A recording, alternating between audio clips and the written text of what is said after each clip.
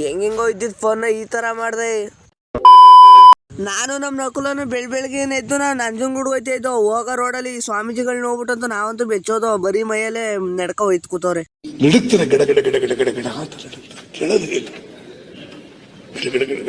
ಚಳಿ ಬಂದವ್ರ ತರ ಗಡ ಗಡ ಗಡ ಗಡ. ನಮ್ಮ ಅಜ್ಜಿ ಮನೆಗೆ ಹೋಗಿದ್ದು, ಯಾವ್ದೋ ಒಂದು ಐಟಮ್ ಕೊಟ್ರು. ಅದ್ ನೀಸ್ಕೊ ಹೋಗ್ಬೇಕಾದ್ರೆ ನಮ್ಮ ನಕುಲನ್ ಗಾಡಿ ಅರ್ಧದ ಗಾಡಿಲೇ ಪೆಟ್ರೋಲ್ ಕೇಳ್ಬಿಡೋದ ಹಾಕ್ಸ್ಕೊ ಬಂದೋದಾಗ ಆಯ್ತು. ಆಮೇಲೆ ಅಲ್ಲಿಂದ ಕೆಲ್ಸಕ್ಕೋರೆ ನಮ್ಮ ಇದು ಈ ತರ ತೋರ್ಸ್ಬಿಡೋದ.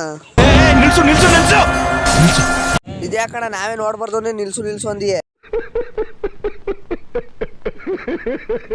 ಕೆಲ್ಸ ಮಾಡಿ ಸುಸ್ತ ಇರ್ತೀವಿ. ನಮ್ ಸಿದ್ಧಾರ್ಥ ಸಿವಿಕ ಮತ್ತೆ ಸಾವಂತ ತಂದು ಕೊಟ್ಟವನೆ. ಈ ಒಂದು ಅದ್ಭುತವಾದ ಕ್ಷಣಕ್ಕೆ ಭಾರತವೇ ಸಾಕ್ಷಿಯಾಗಿದೆ. ಲಾಭ ಮಾಡಿಕೊಂಡು ನಾನೇ ನಮ್ಮ ಹುಡುಗನ ಕೆಲಸ ಮಾಡ್ತಾ ಇದೀವಿ ನೋಡಿ. ಇದು ಆಕ್ಚುಲಿ ಚೆನ್ನಾಗಿರೋದು. ನಾವು ಕೆಲಸ ಮುಗಿಸ್ಕೊ ಹೋಗೋಷ್ಟಲ್ಲ ಆಲೇ ದೇವಸ್ಥಾನ ಮುಂದೆ ಇಷ್ಟೋ ಜನ ನಿಂತ್ಕೊಂಡ್ಬಿಟ್ಟವ್ರೆ. ಯಾರು ಇವರೆಲ್ಲ? ನಮ್ಮ ಆಗ್ತಿರೋ ಕನ್ನಡ.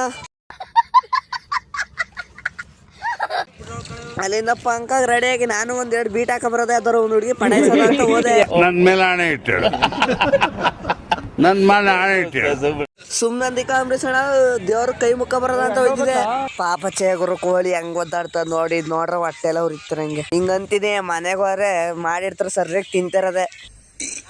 ಅಣ್ಣ ಸಖತ್ ಆಕ್ಟಿಂಗ್ ಮಾಡ್ತಿದ್ದೆ ಕಣ. ನಮಸ್ಕಾರ ಕಣ. ನೀನು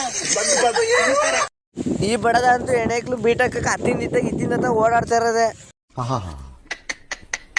ನಿಮ್ಮ ಅಪ್ಪ ಅಮ್ಮ ನಿನ್ನದು ಏನು ಅಂತ ಹುಟ್ಟಿಸ್ಬಿಟ್ರು. ಈ ನಮ್ಮ ಅಭಿ ಅಂತ ಒಯ್ದು ಚಿಕ್ಕ ಇದಂತ ಬಾಳೆಹಣ್ಣು ಕಿತ್ಕ ತಿಂತವ್ನೆ. ಏನಂದೆ? ಇನ್ನೊಂದ್ಸಲ ಹೇಳು. ನಂದಿ ಗೊತ್ತಣ, ಒಯ್ದಂತ ಬಾಳೆಹಣ್ಣು ಕಿತ್ಕ ತಿಂತವ್ನೆ ಅಂತ ಅಂದೆ.